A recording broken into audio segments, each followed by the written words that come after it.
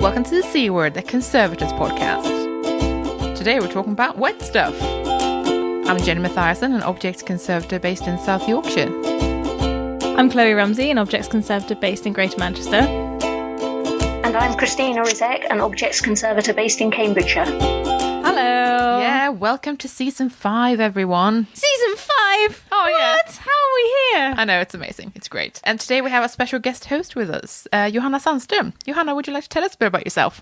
Yeah, hi, I'm Johanna Sandström and I'm an objects conservator based in Stockholm, Sweden. Yeah, represent. I currently work at the Nordic Museum, which is a kind of Scandinavian lifestyle museum. Welcome to the show. Welcome. Yeah. Thank you. Very exciting to have you with us. Yes. Should we do a bit of news first? Yeah, let's do some news. I think it's mainly Christina and you that have news, isn't it? I mean, this is not news so much as it is adjacent to the actual topic. I just wanted to say that the WOAM, so that's Wet Organic Archaeological Material Conference, the 14th one, in fact, is happening in Portsmouth in the UK this year, and it's between the 20th and 24th of May, and you can still register as this episode is out, so registration is open until April 19th. So if anyone feels particularly inspired by this episode to go to a conference entirely about wet soggy stuff, then you can. I just wanted to put that out there. So yeah, okay, carry on. Who else has news? A quick heads up that, and you may already know this if you follow us on social media, but if you don't, a quick heads up that the panel discussion that we took part in, the ICON Town Hall discussion about diversity and conservation, is available to download. And you can either watch the Facebook Live thing on the ICON Facebook page, or you can, better still, download it as a podcast from our website. And I think the sound quality is better on the podcast, so I'd go for that personally, unless you particularly want to see what we look like. Yeah, just watch us all squirm slightly. Yeah. I mean, we're stunning, but, sound quality. Yeah. Go for the podcast version. I've got a couple of other bits of news as well, although they may not be very new news by the time this is released. We're recording this on the 3rd of March, by the way. One of them is that we finally got some resolution about the Camberwell College Paper Conservation MA course, and it was announced last week that sadly is going to close. So this has been kind of rumbling on since 2017 when they shut the course. It was a 2-year MA course and they shut it to new entrants. And the university asked the people running the course to have a look at shortening it, basically, from a 2-year course to a 1-year course, 45 weeks, because it was one of the most expensive courses that the university ran. And unfortunately, this is a very common theme with universities. This is what we saw when TCC shut about 10 years ago, and this is what we've seen with other courses as well. Durham, UCL, they've all come under pressure before for just basically being too expensive. The other thing is that the people running the Camberwell course were under pressure to increase student numbers as well. And there was a couple of statements put out by ICON saying there was a concern that actually the labour market wasn't going to be able to absorb the large numbers of graduates coming out of this course, and also that they were concerned about the standards of training if the time available for training was cut so dramatically. Anyway, this has all come to an end, and it was announced last week that that Camberwell is in the process of shutting down the course, and we don't really know any more about that, but ICON Book and Paper Group are very involved with this, and so if you want to know more about that, then they're probably the people who will have the information. So a very sad piece of news. My other piece of news, which is possibly a bit more cheerful, is that AIC, the American Institute for Conservation, has rebranded and relaunched their website. Oh, yeah. And so AIC came out of IIC, the International Institute for Conservation, which has a number of regional groups, and AIC was originally one of those regional groups and then became an independent organisation representing conservators in the US. But because of these links with IIC, it had this rather cumbersome name originally. It was actually technically called the American Institute for Conservation of Historic and Artistic Works. And they've decided that because everybody just called it AIC anyway, it's now just called the American Institute for Conservation, which is far easier. And the foundation that they have as well is now called the Foundation for Advancement in Conservation. They've got a shiny new logo, and a new website, which you can find at culturalheritage.org. So go and check that out. Excellent. Good piece of news. And bad piece of news. Yeah, the first one, yeah. But thanks for ending on the good one. Yeah. And then a good piece of news. I had 3 pieces of news, and I did it like the apocryphal one, like the legendary shit sandwich that Yeah, you're supposed to do. So, Yay! yeah. Yay! Yeah. Well Great. done. That was very good. Excellent managerial skills there. Yes. Right, soggy wet stuff. Yeah, we're talking about wet stuff today. Now, my personal experience of wet stuff was limited pretty much to what we did at university. Yeah, same. I've got nothing to add. And me. Yeah, so, but just to run through, what did we do at university? Because at the time when you and I went, Kloe, we were at Cardiff Uni, then we got... With Johanna. Yes, that's correct. Yeah. Then we got a piece of the Newport ship at the time. We did. We got a bit each, which I always thought was hilarious, even though obviously there are loads of pegs. So it shouldn't really be funny that they were just giving out a small part, just a peg. And that's not a euphemism or anything. It was just a wooden peg. And that's that we each got one. And then we had to research the kind of treatments that would be suitable for it, so that we could do like a really small scale intervention on waterlogged stuff, which was, to be fair, a genius idea, because that's fantastic. It needed doing.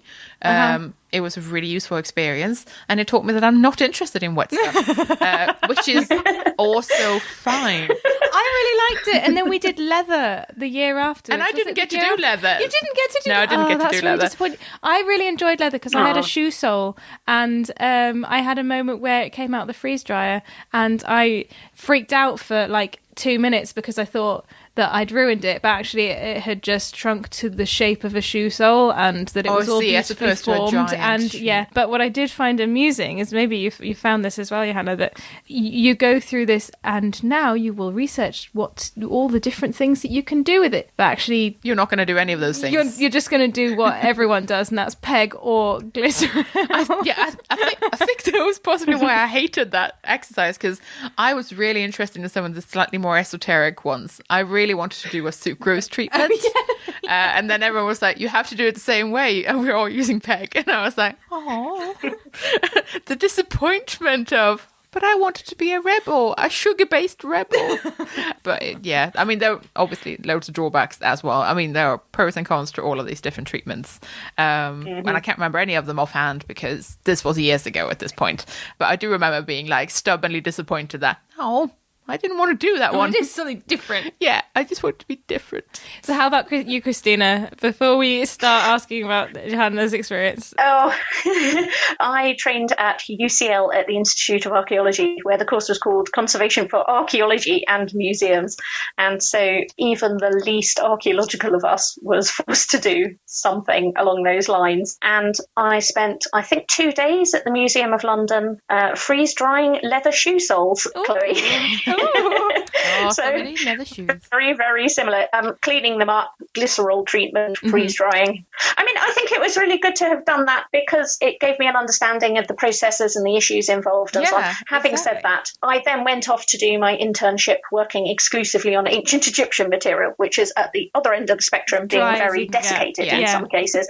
And so lots of dry organics. And I have never dealt with freshly excavated European material. I've had stuff that's fairly recently excavated from elsewhere, but since then I haven't had any freshly excavated European material, no waterlogged stuff, nothing. So I'm not sure I'm going to have anything of any sense to say in this episode. What can you tell us about your experience with waterlogged materials? So I have a bachelor from Cardiff University. I did the same thing as you two did with the leather and the tree nails from the Newport ship, and I have always had some sort of morbid fascination with shipwrecks, so kind of had an interest in that going into those exercises. And then I was just, I don't know, hugely fascinated working with leather shoes when you can actually piece some hundreds of years old soggy bits of leather into something that actually looks like a shoe. Yeah. I thought that was awesome and decided I wanted to give it a shot to work with waterlogged organics. So what did you do? I contacted the Vasa Museum and asked if I could do a placement there. Ooh. And they said, That is the sorry, we don't have time this year. Oh no. Sad face. So many people will be going, Sad oh yeah, I did that as well with this museum. Yeah. But I met two lovely conservators there, and I got to visit them and do a little behind-the-scenes tour with them in the summer of my first year, and kept in touch with them. And the year after, they did have time to give me a month internship at the Vasa. And I also did an internship at the Mary Rose the same summer. Excellent. Oh, fabulous. I remember you doing that, actually. Really that's interesting. Just all the big ships in one go. Exactly. And then after graduation, I ended up getting a job at the Mary Rose. Nice. About half a year after graduating. And I worked there for 2.5 years with big bits of wetwood. Oh, brilliant. When you say big bits, because I haven't personally been to the Mary Rose. I've been to the Vasa, but not to the Mary Rose. How big is big? The Mary Rose wreck itself is about 40 meters long, Okay, that's pretty huge. It's pretty huge, yeah. Yeah, thank you. So you had the huge freeze dryers there, didn't you? What size were those? I think the biggest one was 6 meters long and Whoa. 2 meters inside height. Oh my God. Wow. That's crazy big. See, I've seen photos, but I never really realised. But after I worked at the Mary Rose, I worked for a year at the Danish National Museum's Conservation Unit for Wet Organic Archaeological Materials, where they have an 8 meter long freeze dryer. Are you just which is on your even search? bigger. Are you on your search to work for the biggest one? I was going to say, are you just on a tour of the largest freeze dryers in Europe? Because it sounds like it. Pretty much. Yeah, that's See, amazing. those kind I try. of fill me with dread because you can get inside them, and obviously you Does can that get freak you inside out? pretty small freeze dryers if you think about it. Yeah, I don't know. I just have this like almost James Bond film like you're gonna be horror trapped in of a one. trapping situation. Yeah, Very nice. But then I also feel like that about like anoxic oxygen removal things for like That's plastic fair. stores and stuff. So I suppose like anywhere where the oxygen is removed and there's a vacuum, it's just no, thank you. But so you never got stuck inside one, which is good. Yeah, that's good. Health and safety. But we did have to climb around in them pretty regularly because you've got to get in there and put the objects in there all the way in 6 meters or 8 meters in. I mean, with freeze drying that I've encountered, there's a lot of weighing it to figure out when it's done. Surely you can't do that with a really truck-sized piece of timber. No. No. Is it more of a Not really. calculation, like it's probably going to take this long, or? Yeah, pretty much. Hey, It's probably amazing. going to take this long. In Denmark, they had temperature sensors in probes they put into the objects, and you can kind of, I'm not entirely sure how this works technically, but you can kind of tell from a temperature change in the object when it's dry. Yeah. Oh, that's amazing. so cool. I have huge envy that you've been to the Vasa and you've worked there. That's amazing. That's so cool. I have also worked at the Vasa for a year, yeah, most It's recently. badass. So if people Indeed. are unaware, Vasa is a huge ship that has its own museum in Sweden. And in fact, I'm going to do a little review of a book about that later, but we'll get to that at the end of the episode. What were you doing at the Vasa? Well, the job I had in Denmark was a 1-year contract, and since I'd gotten to know the conservators at the Vasa, they kind of knew what I was up to when my contract was ending. And they have 2 conservators at the Vasa, so in the summer of 2017, I guess it must have been, both of them were on leave for a year and asked me if I could step in and just fill the role there. Oh, brilliant. That is fabulous. What a thing to be asked. Okay, so yeah, when I worked at the Vasa Museum, the Vasa isn't wet and soggy anymore. It's been dry for a very long time. I was basically looking at all the things around the Vasa, like the object and the treatments.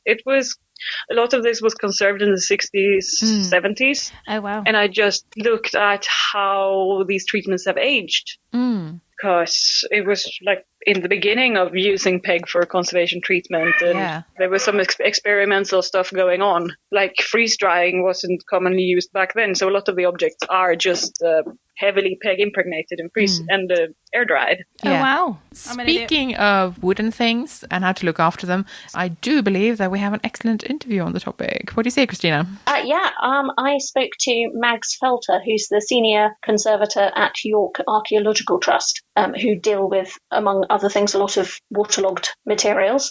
I have actually known Mags since I started trading as a conservator, and we used to share a bench together Aww. in the lab. And it was pretty clear, even from the earliest days, that Mags was going to go and work on waterlogged stuff, I think. And so she has. So have a listen to this. My name's Mags Felter. I work at York Archaeological Trust. I've been here for the last 15 years and I'm currently working as Senior Conservator in the Conservation Department. So York Archaeological Trust is an independent charity, but also with an arm of archaeological work. So YAT as a whole do archaeological exploration and interventions in a sort of commercial archaeological side of things. And then we as a conservation lab are slightly sitting alongside that in that we conserve and look after material that is dug up through our own excavations. But we're also a commercial outfit so that we take in work from all over the country.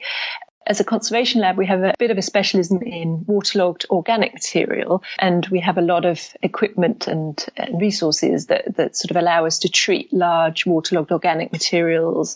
We have a lot of freeze dryers and tank provision, etc. So that's kind of our main specialism. But we also deal with, any archaeological materials that come out of the ground, really. So it's a bit of a mixed bag.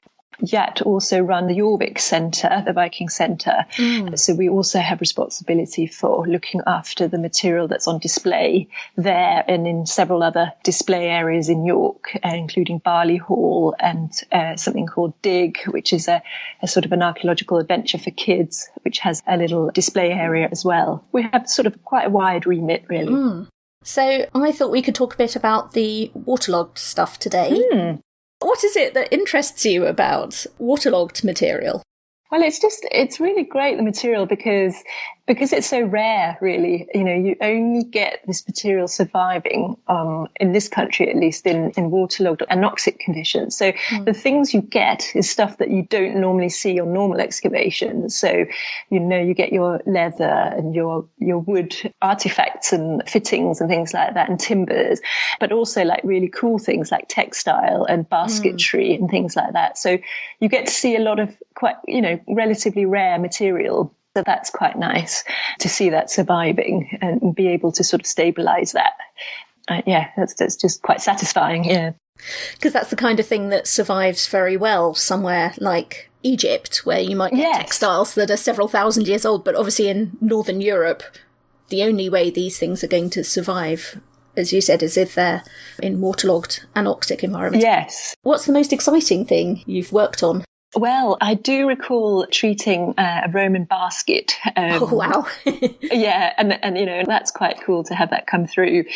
Not in particularly good condition, but it's sort of squashed and looking a little bit fragmentary, but still it's there, and it was quite clearly proper basketry, and that was really quite lovely.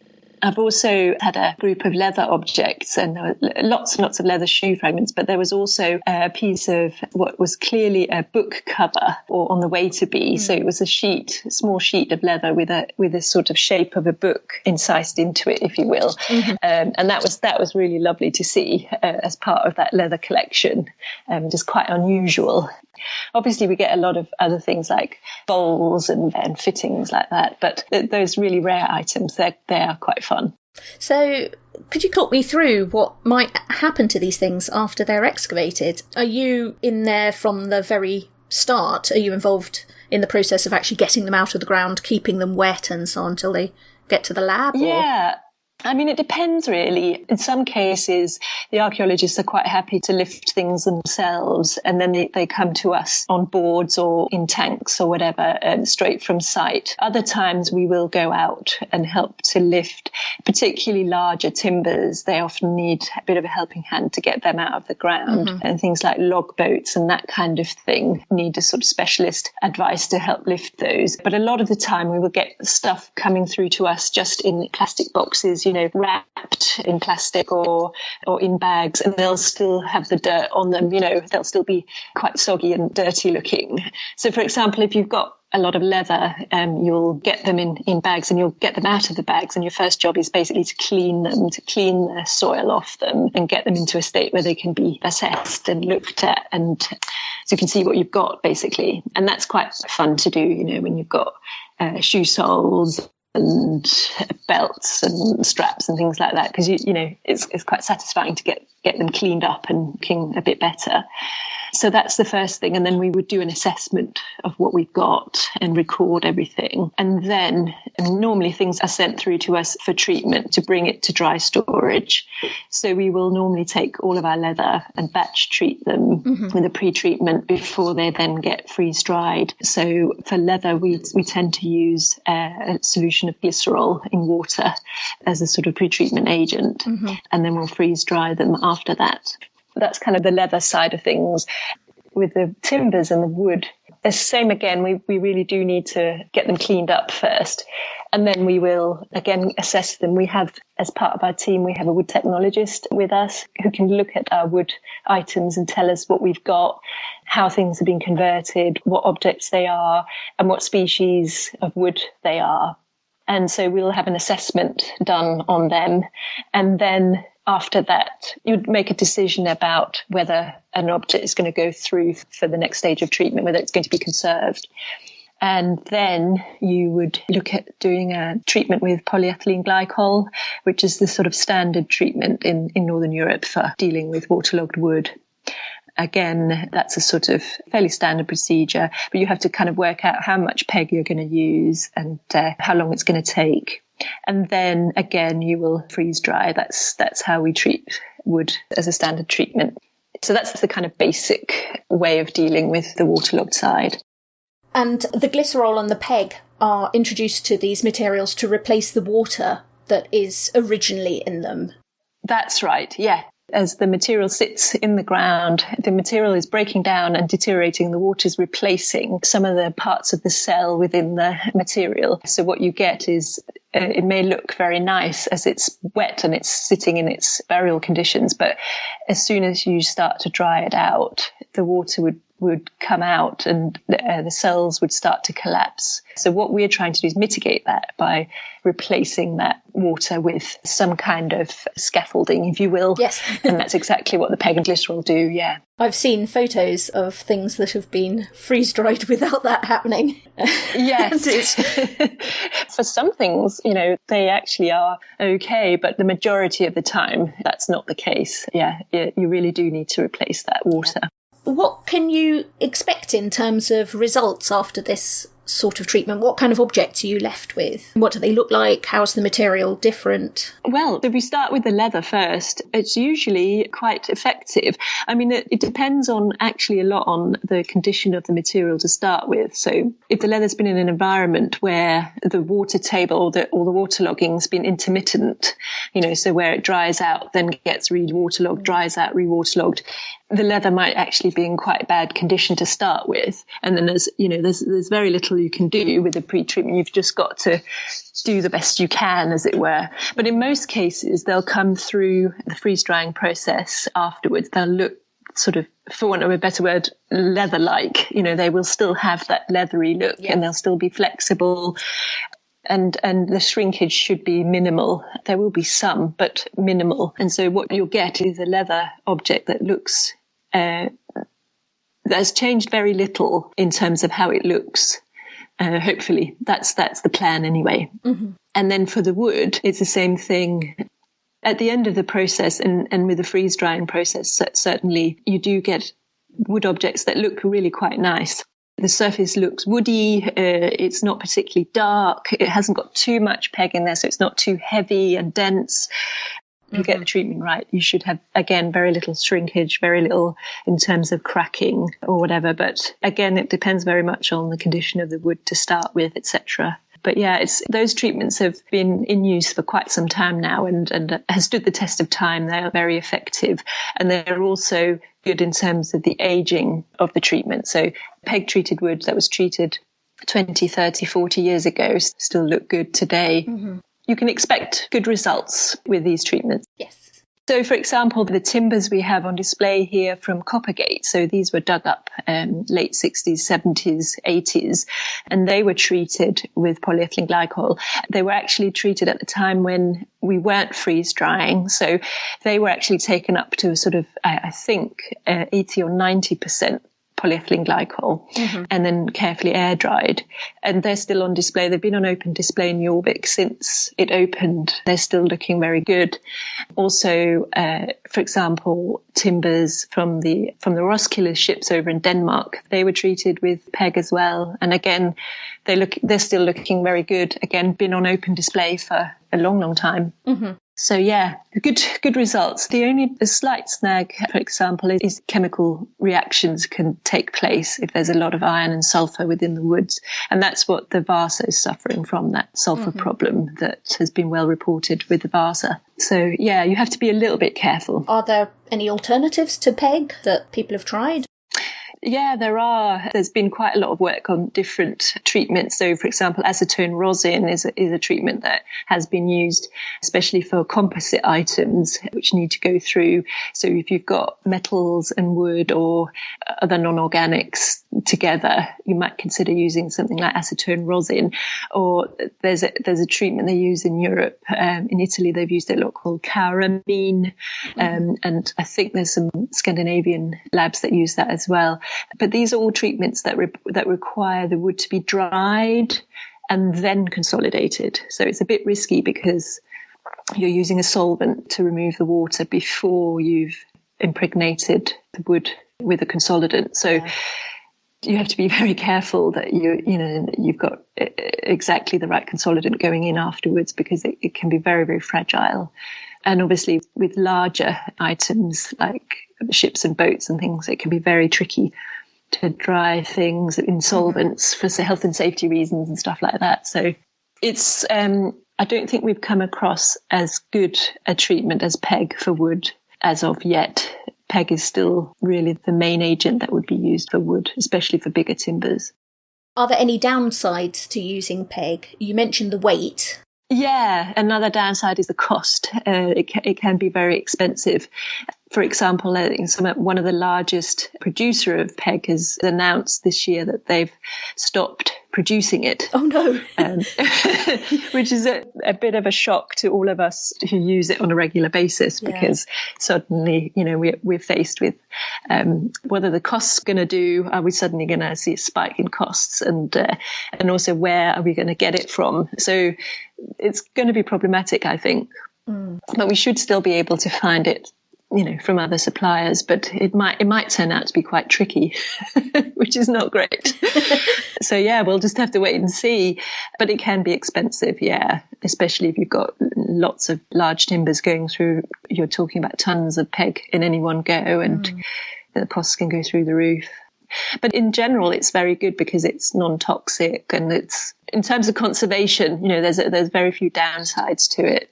Yeah. Apart from this, I'm mentioning this sulphur problem, which it can exacerbate.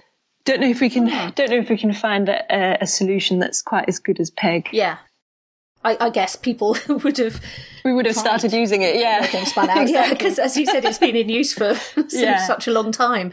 Yeah, and I guess because it's been in use for such a long time, we've got a very good idea, as you said, how it ages. Exactly. We kind of know what to expect when we're treating objects using it. We're very happy to use it because we know what the outcome will be, and that's invaluable really in terms of, as you know, as conservators, that's kind of it makes life a lot easier for us.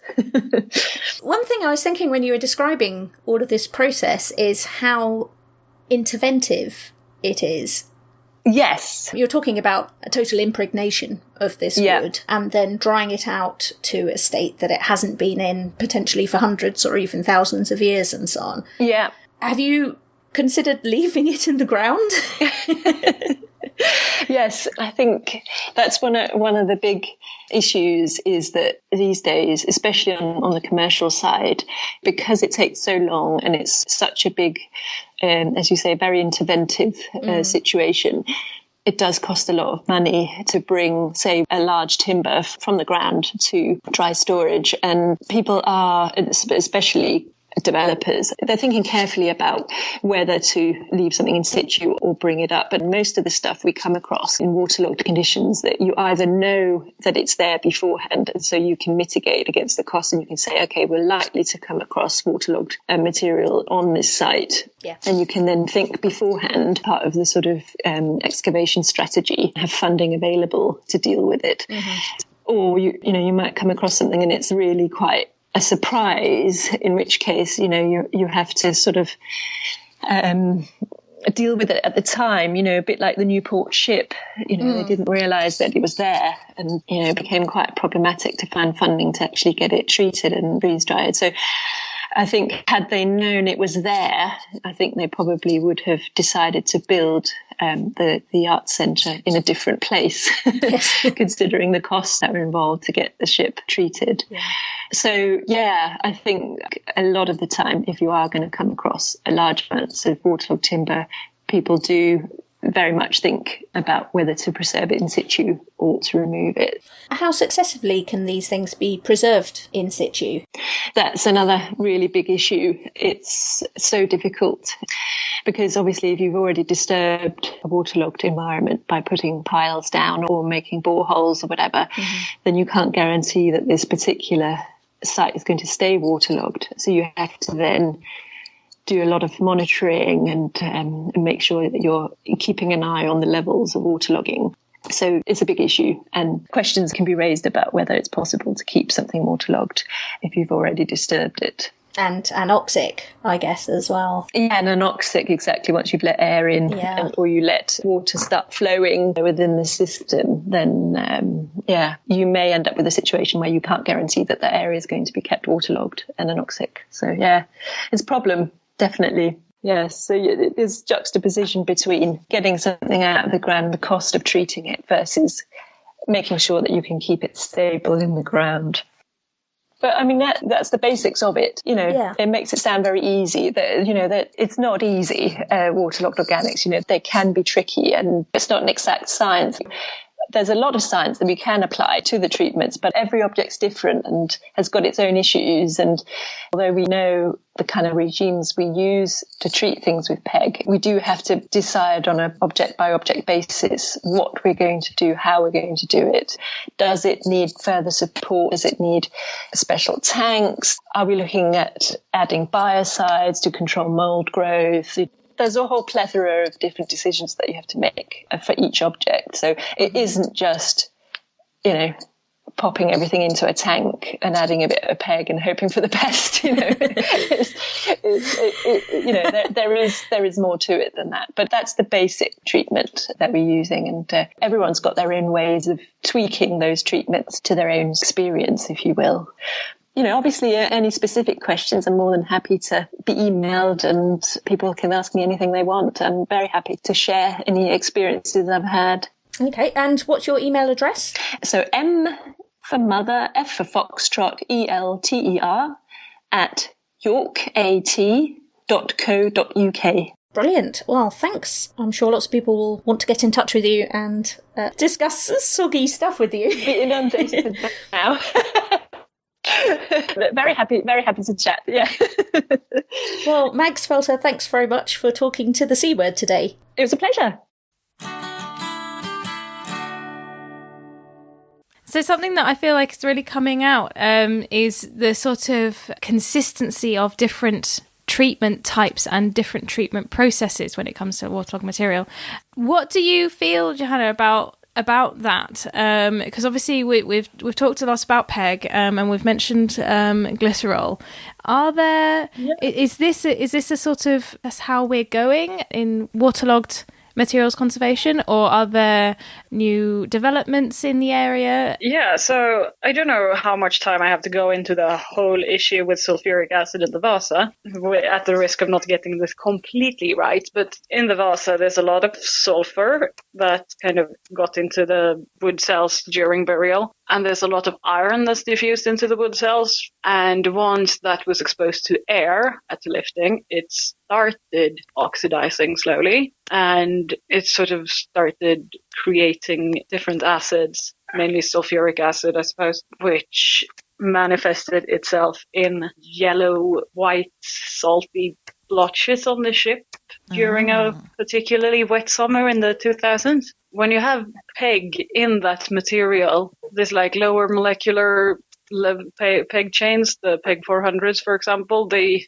don't dry, they stay liquid at room temperature. Oh, right, of course. And kind of facilitates moisture movements, which enables these chemical reactions. So following that, the Vasa Museum installed a pretty effective climate control system, which keeps the temperature at a steady, like 18 degrees Celsius, and the humidity at 55%, the relative humidity at 55% constantly through the year. Oh, wow. So this is one of those situations where what we were discussing last season about environmental controls being, we can just be more fluid with them. I'm guessing in this situation, it has to be 55 and that's it. Exactly. So in the situation with waterlogged wood, waterlogged wood with iron and sulfur in, you kind of have to do that or it'll start breaking down and there will be acid creation. I do remember being a big issue when we were looking at the Newport stuff that, how much iron content do you think is in this and that sort of thing. I remember that being a big discussion point, and that kind of explains why that's really important. It must be an interesting thing to mitigate on such a large scale as an entire ship that's already been treated. Exactly. So the Mary Rose has a similar climate control and keeps a similar climate around the ship. And both these, it's a huge cost to run these climate controls. Yeah, of course. So when I worked in Denmark, they didn't use PEG 400 for impregnating wood. They used only PEG 2000 because it's solid at room temperature and should limit these kinds of reactions. Also, you might not have this problem in wood that's been buried in when there's no iron present, because the iron tends to come from nails, equipment on the ships. Yeah, sure. Simply iron objects in proximity during burial. So it might be a problem, it might not. I know, sucrose treatments that you mentioned are, I think, at least considered a possibility in, the Caribbean, for example, as far as I understand. Per Hoffman has written a book called Conservation of Archaeological Shipwrecks, I think, which is a pretty good book that mentions several different options for treating larger archaeological vessels. And, for example, the Karamin treatment, there are several other options, and I think PEG is most frequently used in Northern Europe. And then in the rest of the world, I'm not sure it's the standard. So maybe that's something that listeners can help us with. If you know that something else is used in your area of the world, we would love to hear about it. Yeah, that would be so interesting. Yeah, just how do you treat waterlogged materials in your area of the world? That would be fabulous to hear. So speaking of shipwrecks, we actually have another interview with Kim from MSDS Marine, who will talk not only about huge things, but also about the art of mudlarking and engaging with the public. So let's listen to that now. Today we're talking about wet, brown, soggy stuff, and I'm here with Kim. Kim, could you tell us a little bit about yourself and your background? Hi, my name's Kim, and I'm an archaeological conservator with MSDS Marine. I am currently the project conservator for the Rozeik excavation and am based at Fort Cumberland, Historic England's conservation facility. That is fabulous. Where did you study, Kim? I did my undergrad in Florida in the U.S. in art history, actually. So I did all of my sciences at the same time. I feel like that's a very far world away from the kind of stuff that you now deal with. Yes. Definitely. So it's, it all kind of makes sense, but I think like most conservators, I didn't come to the specialism from a strictly linear path. So I've kind of first started with art history when I was an undergrad and absolutely loved it. I had some really amazing professors at the University of Central Florida. Shout out to them. And I just knew once I graduated that my heart was very much with the humanities. So after speaking with one of my art history professors, she said, conservation, no doubt. You have all of the coursework. You have the personality for it. Look into it. So I did. and I started looking into different options. And I knew, of course, the immediate paper, paintings, object selection that I think people kind of find very quickly. And I was really intrigued by archaeology within the conservation discipline. It was something I'd always been interested in. I had done a little bit of archaeology research during my undergrad as well, and kind of started Googling just for internships. And being in Florida, there wasn't a whole lot. But my sister lived in Washington, D.C., so I found that, of all things, the U.S. Navy has an underwater archaeology branch to protect and monitor their submerged cultural resources. And they had an internship. And I just initially remember thinking, this cannot be a thing, underwater archaeology and conservation. It just seemed a little too good to be true, but I spoke to a conservator and found out that it was indeed legitimate. It was a real thing. That was kind of my first foray into conservation, was at that internship. That's fabulous. Yeah, and it was definitely love at first sight. Oh, that's so good. It's like you found the perfect Venn diagram somehow. When I met you in December, you were giving a talk about archaeological finds made by mudlarkers. Now, I don't expect people who are listening to this to be intimately familiar with what mudlarkers are. So would you care to explain it? Well, in this context, I was working with London Mudlark. So they work on the foreshore of the Thames. And it's an intertidal area. So as the tide recedes, people, start seeking in the mud. And a lot of them look for finds by sight. And it's a way for them to engage with their history and the archaeology of London and Britain, which I think is very interesting. Yeah, it really is. I love the notion that you can go out and just find stuff. I was so intrigued by it as an idea. And, especially coming from the US, it's just a completely different approach and perspective here. And that was something that I really wanted to investigate more. I understand that you did a project on this with trying to engage these kind of amateur archaeologists. I did, yep. So when I was at Cardiff University doing my postgraduate, Jane Henderson, of course, had approached me because she knew that I was interested in specializing in marine artifacts. And it was something I was still a little on the fence about at the time because, as you've discussed in your show many times, specializing can sometimes be a double-edged sword. Yeah. So she had approached me with this project because it was kind of centered around a waterlogged leather shoe that needed to be treated. It was also a way to investigate the legislation around mudlarking and fines found by members of the public, but also the ethics of the profession, and as well as engaging with volunteers and members of the public, which was something that I was really interested in. When I started this project 2.5 years ago, I remember being a little intimidated at the beginning, just because of kind of, as we discussed, the stigma associated in the U.S. with amateur archaeology and, activities of the sort. And I was definitely a bit intimidated, but it was really interesting to get to speak with Laura Makelem, who is the head of London Mudlark, and just have an open dialogue and really relaxed conversations about her interest in conservation and what she expected from the profession, and speak with other professionals as well in archaeology and conservation and get their opinions, and, realize how deep-rooted work by members of the public is in this country, and how long-standing our relationship of, archaeologists and conservators with members of the public. And it was something that I was just really blown away by, just everyone's general positivity and excitement by the subject. Yeah, I mean, I was really fascinated by what a strong need these guys had for being able to connect with conservators, and how that was very difficult for them, like finding conservators, how you actually approach us and what kind of advice we are willing to give and stuff. And I thought it was just such an interesting angle to it. I think this is something that we do have to work on just as a profession, just to be more approachable and be easier to find. I was really intrigued by the entire thing and really happy to see that kind of project where there was so much collaboration and so much openness. It was really good. Yeah, and, it was also something that I kind of just expected I don't know, maybe my expectations weren't appropriately placed, but everyone was so interested in knowing so much more about conservation and the specifics.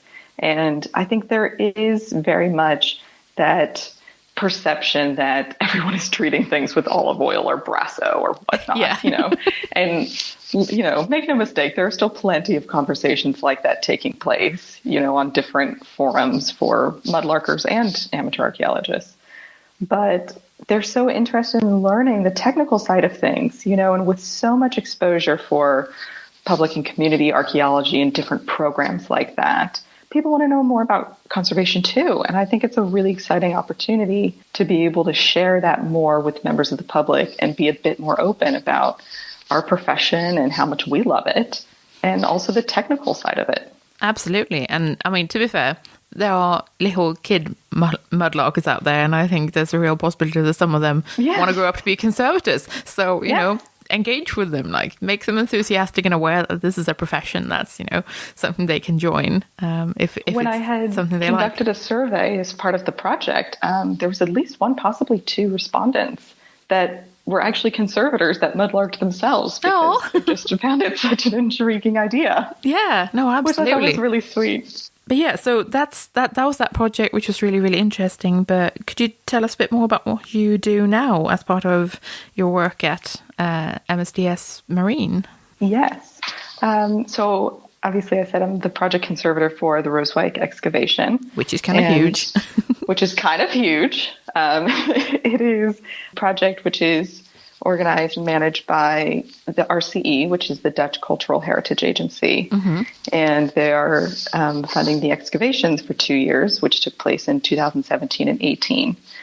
MSDS Marine are the UK project managers for the excavations, and I work for them.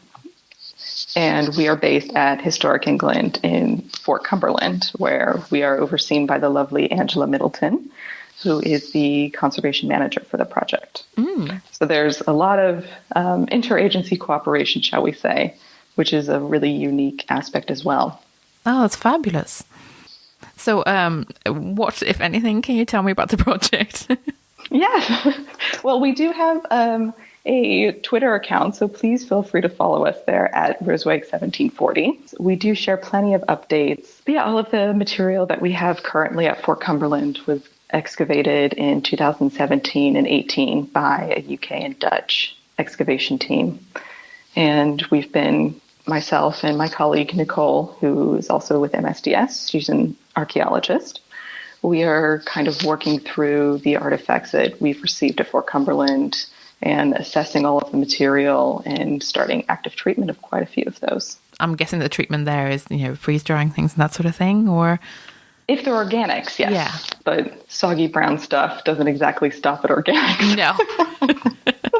But actually one of the first things that we do in the post-ex phase is to X-ray a large number of our artifacts, because not only does it form an important part of the archive of artifacts right after they've been excavated, but it's an important investigative tool for us on our end. So it's an important first step before we start moving forward with the more interventive side of the treatment. Is there anything else that you would like to add about your project?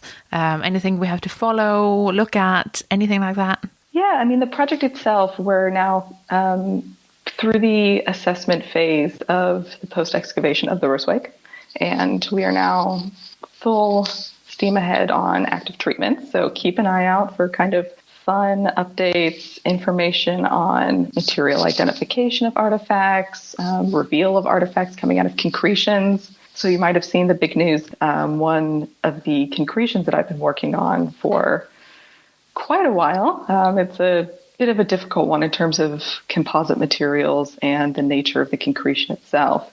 But the first artifact came out of it, and we could see on the X-ray that it looked almost like a weight kind of in shape.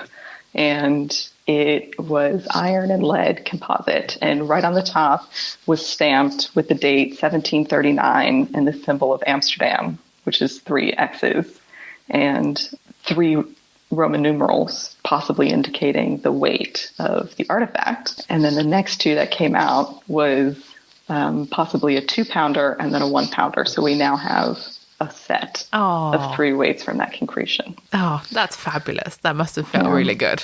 It is. We also, on the MSDS side of things, as I mentioned with the Mudlark project, when I first got involved with that, I kind of expected once I wrapped it up, all right, that's lovely. That was really informative, but I probably won't have much to do with it again. But, as soon as I joined MSDS, we worked so closely with volunteers and members of the public. We've offered courses to members of the public on the Rozeik artifact, which has been supported by RCE. And that's been really exciting to not only be able to work with members of the public, but also for them to hold artifacts like this, which is such a once-in-a-lifetime experience for us and them, you know, and for them to apply, a theoretical understanding of conservation to something that they're looking at. That is so fabulous, and it's so inspiring, I would say. Definitely. And we've done intertidal survey days with volunteers. One other thing I forgot to add. MSDS does offer us 2 weeks of volunteering time every year, which is so amazing and I think really unique amongst institutions. Yeah. So I'm very much looking forward to taking advantage of that. And we have a great working relationship with the Nautical Archaeology Society, and so we offer courses through them many times. We are now working with them. Alison James, my wonderful supervisor, is leading a project with Historic England and the NAS to recruit the next wave of licensees who are responsible to help monitor and manage the protected wreck sites. So there's a bit of a problem with the aging licensees and not having younger, men and women divers to take over. So she is currently running a pilot project with the other 2 organizations to try and bridge that gap, which is very interesting. So if there are any listening divers that want to get involved, there's a blog post on our website, and please contact Alison. Well, thanks so much for talking to us today, Kim. I've really appreciated it. No problem at all.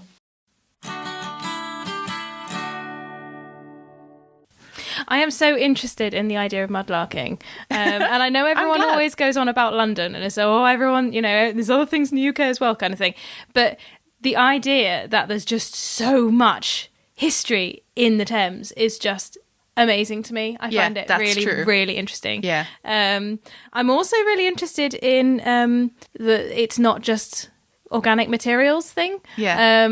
And I'm so interested in what people are doing with like waterlogged metals and, can you waterlog a metal? I'm not... they can certainly be wet and soggy. Yes, so I'd be really interested to hear what your thoughts are on that. I personally really enjoyed hearing the side where how much engagement with the public there was, both for the shipwreck project and for the mudlarking, because I really enjoyed that. They were really trying to get collaboration between conservators and mudlarkers, which I really loved. I thought that was really, really nice. And in fact, speaking of things going on in London, we actually have an interview from Museum of London as well. So maybe now is a good time to listen to that. I'm here today with Luisa. Luisa, would you like to tell us a bit about yourself and your background? Hi, everybody. I'm Luisa Duarte. I'm originally from Argentina. I studied an archaeology degree at Durham, and then I did the 2 masters at UCL for conservation. After that, I worked very briefly at the Imperial War Museum, and then I moved to an archaeological unit, MOLA, Museum of London Archaeology, quite large unit, digging mostly in London. And last year I moved to the Museum of London, and now I'm working a bit more with exhibitions rather than with fresh archaeology. Ooh, are you enjoying the change? Yeah, it's a bit of a shock to the system, a lot less hands-on archaeology, a bit less objects, but I guess quite a lot of variety, which is always good. It's good for the soul. So how did you end up working with essentially mushy stuff? Mushy stuff. Lovely, wet, soily, brown. It was not my first choice, I must be very honest here. As a wide-eyed archaeologist and early conservator, I had my hopes on glass and ceramics. Oh. And then I think it was just to roll the die. I started working for Mola, and London is lovely and wet, and there's a lot of wet archaeology and a lot of soggy stuff. So yeah, there is unfortunately just more of the brown soggy stuff. That's true. yeah, and it needs a lot more work as well. I think there's this idea when you start training that everything's going to be lovely and putting beautiful ceramics together. It's not a reality, is it? There's not that many. No, not really. There's not that many ceramics that need putting together. There's a lot of bits of leather that need drying and glycerolling. So is that the sort of thing that you do get to deal with at Museum of London? Like a lot of wet leather, that sort of thing? Mostly it's a lot of wet leather and a lot of wet wood. Very small size things. We don't work with anything the size of the Mary Rose or anything like that. All quite a lot of bench size things. Whenever we do get something really big, we send it off promptly to York or the Mary Rose. Yeah. Just because we just don't have, our freeze dryer is just not large enough to handle that sort of things. Mostly run-of-the-mill Roman leather and low shoe soles. A few sites we just started weighing the leather because it was impossible to understand, quantify the number of fragments. We just couldn't deal with it. It was just by tonnage rather than by... A couple of years ago, 2016, I think, 2015, we had a huge site, Bloomberg, but all Bacchus-free house. And I treated, hundreds of writing tablets. There's 410 writing tablets, Roman writing tablets. Oh, and wow. I was just sitting down and just doing them. A huge amount of information came off them and very, very worthy. But at some point you think, if I see another writing tablet... And then you do, and then you sit down and do it again. And I would do it all over again. I love them. Actually, I just grew to really love the wet stuff. Oh, that's good. I was going to ask what's the if you've come around and if you actually like it now.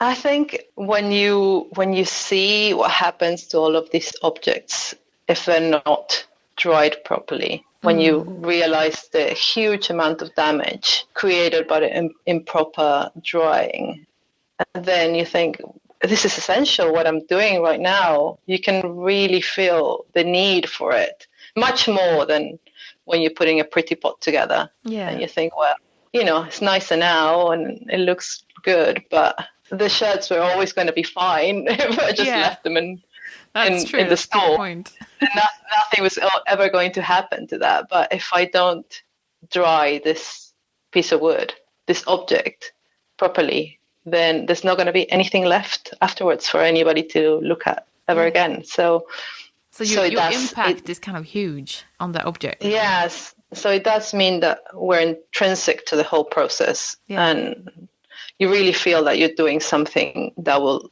go on for generations. And there's also a lot of pressure then, because I think the conservation of wet materials, organic materials in particular, is one of those that we study a lot. So this year I'm going to WAM, one of our big conferences for exciting. Wet. Yeah, 5 days of wet soggy stuff. Yes. It's going to be great. We're so excited already. I think we're so aware that quite a lot of the stuff we've done and a lot of stuff we're doing right now is not long term. We know that polyethylene glycol PEG is not the solution. We know that sort of stuff that we've done in the past has created a huge amount of damage. And, we're really in touch with how conservation can be a problem later on for a lot of the things. We're trying to do the best we can with the tools we have at the moment. Yeah. And then sometimes it just doesn't go our way. So it's a weird balancing act that you have to do something because you can't not leave as it is. Yeah. But then whatever you might be doing right now, 20 years down the line, it might be someone that's banging their head against the wall and saying, what the hell were they doing? Yeah, but then I suppose that's the crazy thing about conservation, isn't it? That we end up, we all we can do is work with what we know today. And ultimately, in 50 years' time, someone's definitely going to swear about it. I think we have to try to be kind to the people that came before us. Yeah. They were doing the best they could and hope that people will equally think well of us. Yes. in a few decades. Okay, say that you've got a piece of leather, like standard leather that you've got in another Roman shoe. What does its typical kind of life on your bench look like? So I think the Museum of London has its own way of dealing with things, and I think quite a lot of the way that we treat things is taught by UCL as well. But I know there's some other people out there that treat things differently. Mm-hmm. But the first thing that happens to something that comes off the ground archaeologically, it gets lightly washed by a processor, mm-hmm. which is an archaeological processor, which will not be a trained conservator. They often get quite a lot of training by us. Now we try to guide them in the best way. But when you have so much leather, like the amounts that we're getting out of London, we could not deal with that in the first instance. They sort it, do a light cleaning and record it. And then it comes to the lab, where it's given a fine clean with sponges, brushes, and running water. And then it gets immersed in a 20% glycerol for 3 days, 20% in water. It's like a nice spa day. Afterwards, yeah, nice and moist and flexible. So, and after that, it goes to the freezer for a couple of days until it's nice and solid. And then it goes into the freeze dryer after that, where it gets dried until, by weighing, you figure out when it's finished, the process of freeze drying. We've had very good results with that technique for maybe 35, 40 years now. Yeah. It's been a while. Way back when they did all the nitty-gritty research. Our leather's still in really good condition after all this time. So we've gone back and looked at some of the leather treated in the 80s and the 70s and seen how it's fared after all this time. And it's looking good. Oh, excellent. So we're lucky that way. Yeah, absolutely. So what would you say your favorite thing is about working with brown soggy stuff? I think, as I was saying earlier, my favorite thing is being able to see the impact they've had on an object, and the fact that drying them properly would mean that they will remain in a good state for a lot longer than if they were just left to dry on their own. I think that's my favorite thing. As also, I think organic materials. We use a lot of them in our everyday lives, and sometimes they're not very well represented in the archaeological record. So you can almost feel really close to the people that were using some of the things. Shoes take the shape of a foot, and they wear in the way that you walk. And that doesn't change. You can see the person. In some cases, we see bunions and things like that, sort of shaped in the sole. So you can look at them and you can think, well, this was worn by a person, and they walked funny, or they just can just see them almost. Yeah. Oh, that's fabulous. Can imagine them. So it's quite touching sometimes. Yeah, that's really fabulous. We get little bits of leather that they're not that important, but someone's been, trying out a little decoration, or they've been practicing something, or then you can just see them that way. They just had a little go at something, and that they were going to use later on. Yeah. There's like almost little insignificant scraps that have been thrown away. But it's really human. You can see the hand. Yeah, very, very human. So I guess this is the reason for a lot of us went into conservation to start with, to see the minutiae of human life and be able to have it right there and then. So it's quite lovely. Speaking of human life, I saw there was a very interesting article in The Guardian recently about a toilet seat. My 5 minutes of fame. Yes. At the moment I'm working on a triple toilet seat from the medieval period, and everybody loves it because everybody loves toilet humor. Yes. And even though it's just a plank of wood with a few holes in it, I think it's just people are going crazy over it. So is that going on display, or? So that toilet is going on display in an upcoming exhibition called Secret Rivers, opening in May at Museum of London Docklands. And we have a replica as well, where people are going to be able to sit down and take a selfie of themselves sitting down in the toilet seat. That's perfect. Yes. It's going to be really fun. I already had a go, and you get super giddy whenever sitting in that toilet, especially have a couple of friends with you. And then you realize how how intimate some of these body functions were in the past. People just did not seem to have the same sort of hang-ups we do at the moment. There didn't seem to be an awful lot of room on that plank. No, it's pretty much shoulder to shoulder. Yeah. It's quite strange. But this one was, this object was treated in the early 90s. So, but I was left pretty much straight out of the freeze dryer. Nothing had been done with it. So now I'm trying just to give it a little pick me up, make it look, take it all a peg off that had been left on the surface, looking a bit more even in color, filling out a few little holes, sticking a few bits together because it's quite fragmentary. So hopefully I'll look all nice and, well, can't say shiny really because it'll still be brown. Yeah. Wood is wood, but yeah, that's wood true. Is wood. And it's still a plank with some holes in it, but hopefully it'll look a bit nicer. So if there's anyone out there who's into archaeology but would like to work with wet, soggy stuff, what would be your recommendation or advice to them, do you think? I think practicality is a big thing. You have to, if you overthink, you will never treat anything. Because it can be quite paralyzing sometimes when you see a big object and you know that their future is in your hands, and sometimes there's no going back once it's dry. Yeah. It's one of the things that we can't really turn back the clock and start over. Sometimes you have to take a few leaps of faith here and there. So you have to be brave and tackle the problems one at a time. I think that's probably the biggest thing with wet wood and wet leather. I think that sounds like a really good piece of advice to conservators in general. Just be brave and dare to do the thing. Sometimes you think about stuff and and at some point you have to say, I've thought about all my options. I've justified all my options and I've justified all my decisions. And now it's time to act. Trust yourself and trust that you know what's best for your object and do it. And that is a fabulous note to end on. Thank you so much for talking to us today, Luisa. Oh, thank you very much for having me. It's been great.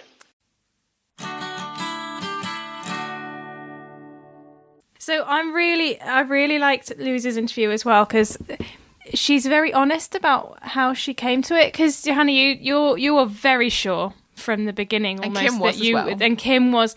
You're both so sure this is what you wanted to do, and Mags, and Mags, in the same way that Christina was definitely sure it's what she didn't want to do, and you're very sure, Jenny, that that's not what you wanted to do.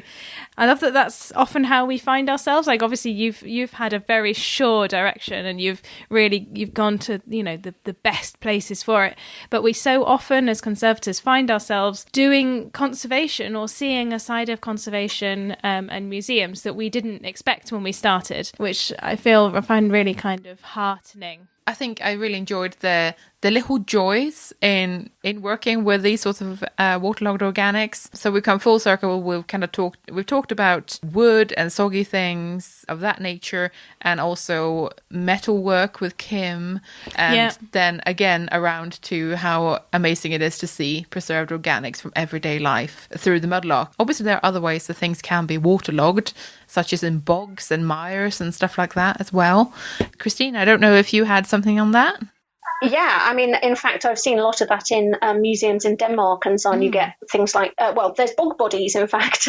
It's not just bodies. I've been to a couple of Danish museums and they've had things like textiles, and you can still see the original colours. I mean, obviously, they're not the original colours. They're all basic. You can find out what colours they were from analysis. The pattern of the... Yeah, and you can see the different patterns made up by different colours, because even as the colours have changed, the relationships between them would stay the same and so on. So I've seen checked cloaks and things like that, which are really cool. Wow. It is really something cool. I wanted to talk about, one of the coolest things I've seen is something called the Fadden Moor Psalter. The Fadden Moor Psalter is a late 8th century book, so it's over 1,200 years old, and it was found in a peat bog in Tipperary in Ireland in 2006. And because it was in this bog, when it was discovered, it was completely waterlogged.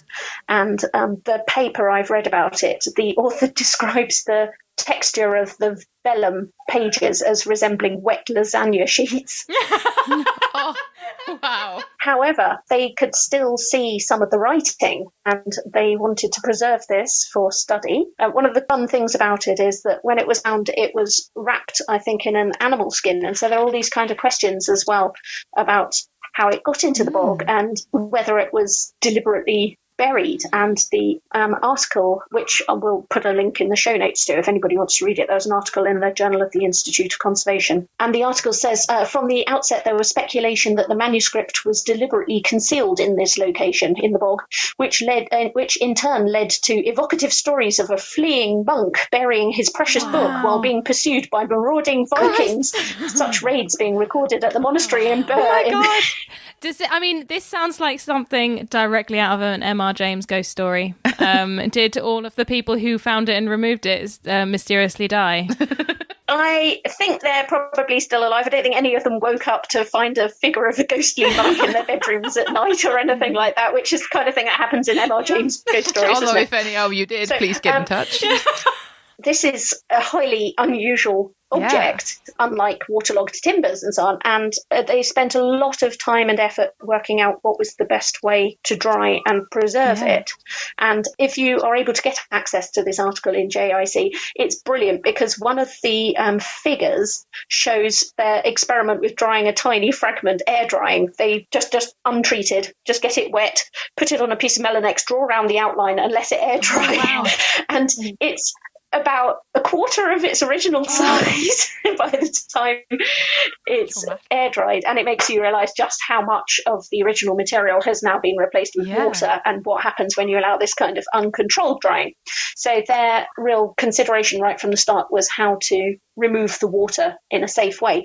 They do actually mention, and the reason this is interesting is because the treatment was being carried out by book and manuscript conservators who don't normally see this kind of material, and they do mention that they looked at the archaeological conservation literature and considered things like PEG or glycerol, but they ruled that out because they were concerned about contaminating the material for future analysis, and they were also worried about the possible long-term effects of these materials on pigments and inks.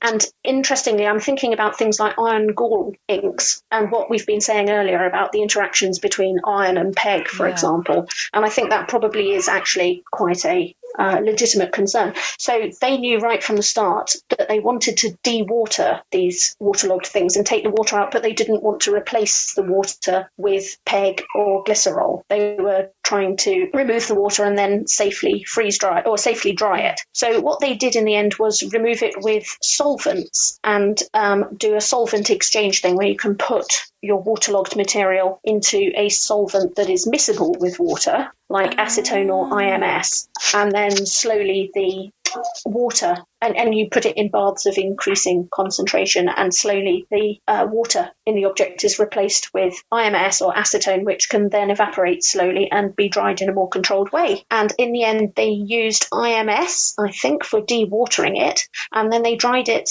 in a vacuum machine. So they sandwiched the pieces of a piece of vellum was placed between two sheets of bondina to support it while it was in the solvent bath. And then when it came out, the bits of bondina at the top and bottom were replaced with several layers of cotton blotting paper to soak it up. And then it was put in a bag and put in a vacuum machine, and that slowly sucked the water out, which went into the blotters. But because it was in the blotters and in a vacuum machine, it didn't distort or shrink or buckle in the way that it might have done if you just put it in a freeze dryer. And at the end of this, they ended up with pages that were kind of dark brown colour, but where you can read the writing, which I think is absolutely incredible. That is amazing. I say pages, obviously they're quite fragmentary, but you know, the fact that you can get this completely tragic object, a 1,200-year-old book in a bog that's completely saturated and still manage to end up with something readable at the end, I think is amazing. So if you do get a chance to get access to JIC and read this article, do have a look, because I think it's an example of amazing conservation treatment. It's amazing. That's so cool. That's wonderful. Solvent replacement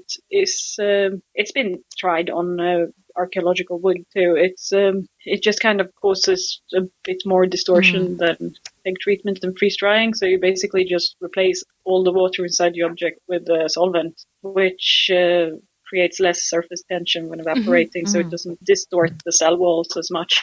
Although I don't suppose the cell walls is the problem with leather. Anyway. Yeah. I wonder if it was successful here because we're talking about pages that are very, very thin. And so there's not so far for the solvent to have to come out of the object. Whereas if you're talking about things like wood, then there's the issue of penetration in the first place. And then there's also the issue of getting this stuff out again in a controlled way without it distorting it, like you said. And maybe this is easier with things like very thin flat pages, which have a large surface area and a small... Yeah, less three-dimensional. Yeah, exactly. And then you can keep them flattened and restrained as they dry. Yeah. Oh, that's fascinating. Love it. I think it's occasionally used with archaeological textiles that are also like small and thin. Oh, yeah. That's a good point. Although my experience with archaeological textiles was in Denmark, where they block freezing. You put them in water and freeze them and then freeze dry, so they kind of dry in a three-dimensional structure rather than lying flat. See. That is amazing. That is amazing. Nice. I love how incredibly animatedly excited you got about that. It's whenever anyone brings up textiles, Kloe goes nuts. No. It was, I mean, actually, I should pretend that, yes, it is my deep-seated passion for textiles. I was just thinking of like almost comic book freeze blocks of ice with things inside them to hold their shape. Oh, I see. Okay, it was the textiles. I'm fascinated by textiles. Okay, that's what it is. Absolutely. Yeah. That's fine. Okay, that's fantastic. Okay. I have one more thing to ask you, Johanna. Have you got an object that you've treated that sticks in your mind as being particularly interesting or special or unique in some way? I never personally treated this object, but I found it when I didn't find it. It was in a batch of shoes I was meant to treat. And it was a rubber boot, piece of a rubber boot. And I've just kind of started thinking about how you treat waterlogged rubber.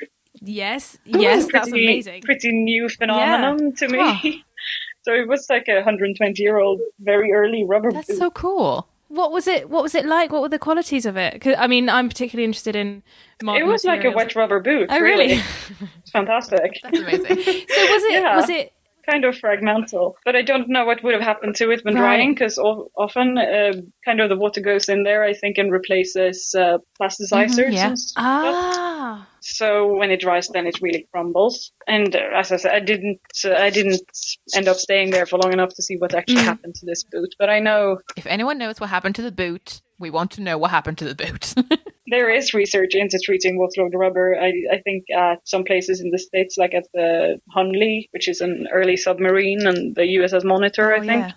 But I haven't kept entirely up to date on what they've ended up doing with rubber objects. Okay, there. So if listeners out there know what you're doing with waterlogged rubber, we want to know. Yeah, absolutely. That's really, really interesting. You've actually just reminded me that sometimes these things are actually quite a lot more modern than the archaeological stuff we tend to think of, because someone, I think in a year or two above me at the Institute of Archaeology when I was training, had some things that were from a World War I site. Where they'd essentially been buried in mud for 100 years. But those are the same sort of things, waterlogged materials. But obviously you're talking about much more modern materials there. And I'm wondering now whether there were things like rubber involved in that as well. That's so cool. So if you're the person that I'm talking about, and I can't remember who you are, but if you know what I'm talking about, let us know.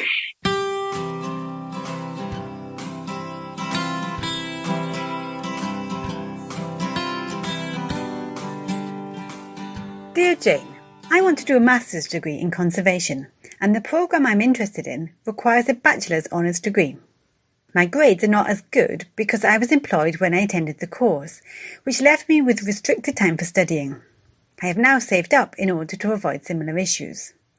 What should I do to convince them to consider me as a suitable candidate? Thanks very much. Egg. Dear Egg, it's interesting that you've asked about this because I think your story represents the journey of a lot of conservators. I think that although some people know they want to be conservators from a very young age and take all the right choices and make all the right decisions, a lot of us find our way to conservation indirectly perhaps after having sort of tried another career, and then suddenly we come across conservation and suddenly everything makes sense. That's what I wanted to do. That's why I did that degree or that science. So I believe that it's not that unusual for people to come to conservation having perhaps tried something else that they never quite sat right with, that they weren't quite comfortable with. In your case, you say you didn't do well in your first degree because you were also working. And now you're saying you wanted to do conservation and you're so motivated that you've actually saved up the money so that you can not work during your degree. And it shows that sort of increasing clarity that is quite common, I think, in conservators in their career. So how do you use this to get admissions? I'm not sure that you'll be able to talk your way into every degree in the UK. It will depend a lot on what your bachelor's degree result was, and where it was from and what university. But I think you should give it a go. I think there's no reason not to try. I think the thing to do is to offer the explanation that you've shared with us on the C word. Explain why perhaps you weren't able to give your fullest to your previous degree, and explain what you've done since then. If you've got anything that can evidence your newfound passion and your engagement with conservation, that would really help. So whether you've been volunteering in conservation, whether you've perhaps joined a professional body as a student, or you've been attending the conferences, or maybe you've just been reading about conservation or discussing conservation online, or whatever it is that's really made you realise that doing a conservation degree is well worth saving up lots of money and committing yet more of your time and more fees in order to be further trained in order to move into a career. Explain all those things, and also explain your academic achievements in other fields. So if you did well at school, make sure that comes across. And if there was particular aspects of your previous degree in which you did well, make sure you pull that out. Did you do a particularly good paper or project? Was your final dissertation or piece of research stronger than other pieces of work? Try to draw out the fact or whether there is parts of your work that could have been seen as an upper second class or a first class piece of work. So in a sense that you can demonstrate that you are capable of doing the work at the higher levels, even if you weren't able to do that consistently because of your job. If there's anything you've done since, any talks, papers, publications, reviews, anything like that you could point to as well, that would be great. For a lot of UK education places, there'll be a time gap that will matter. So if you finished your bachelor's degree last year, then it will pay a bigger impact on the decisions for recruitment than if you finished it, say, 10 years ago. So again, the passage of time will help you demonstrate an engagement. And some universities are allowed to admit students on the grounds that they've got relevant professional experience. So I hope that gives you some cause for optimism. I can tell you on a personal note that I got back into university to do a master's degree, having not done particularly well in my first degree. And that was, I believe, on the basis of relevant professional experience. So I know that at least in my case and in other cases I've seen that has worked. So wishing you the very best of luck. I don't think you've got anything to lose for trying. Be yourself, tell them about your passions, and hope that they can see the future conservator shining through in your statement. Good luck.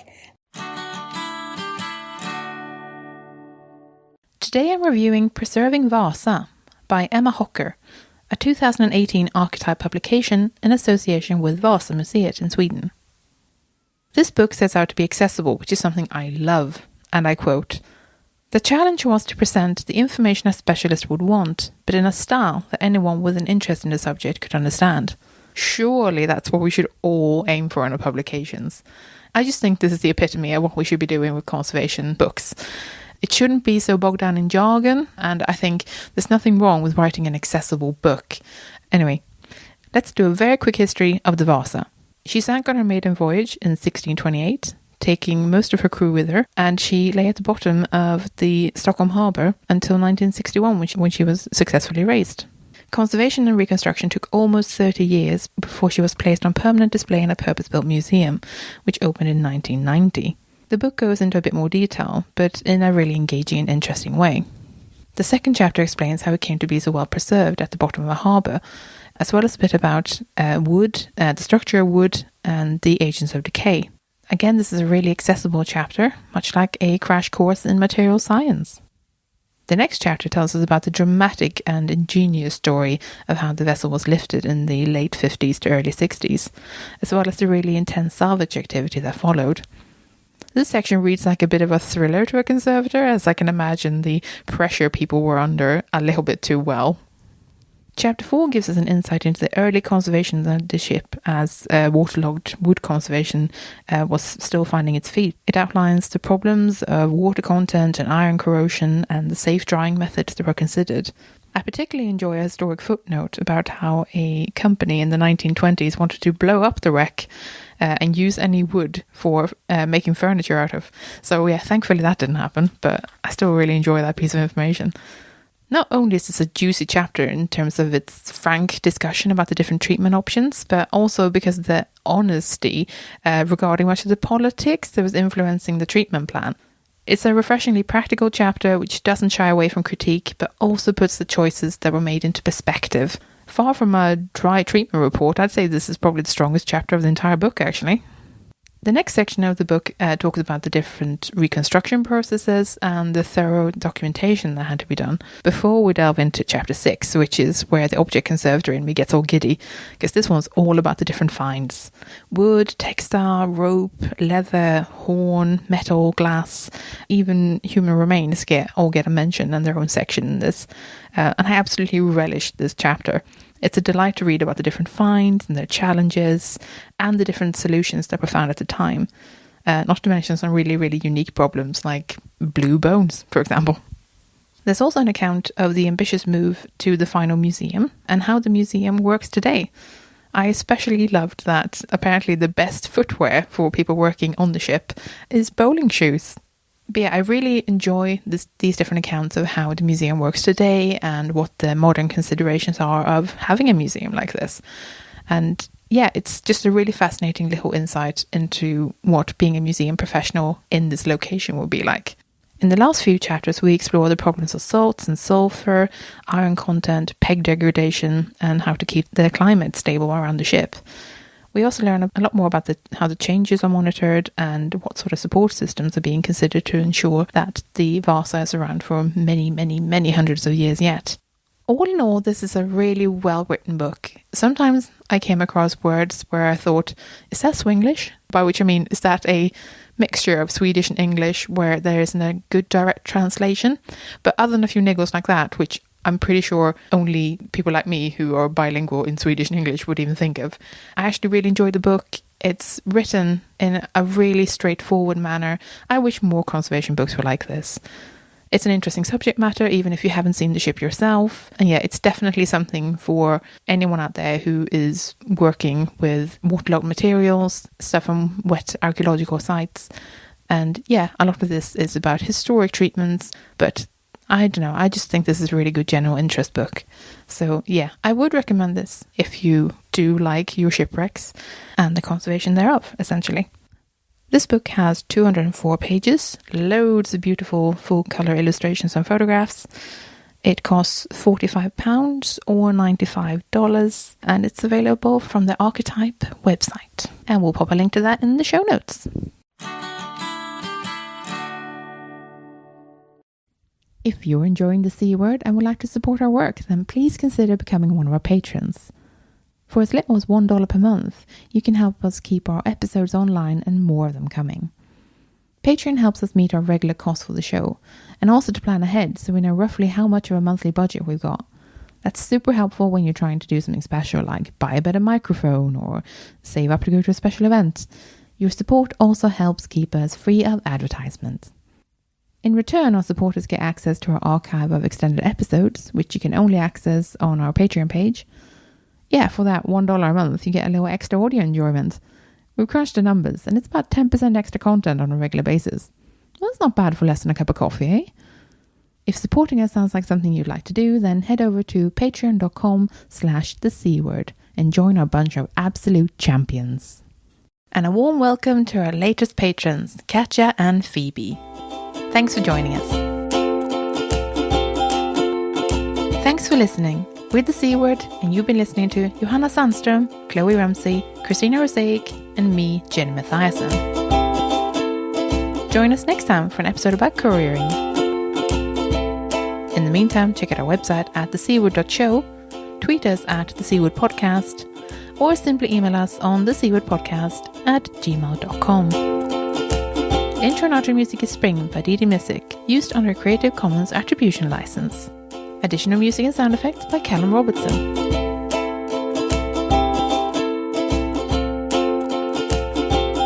This has been a Wooden Dice production.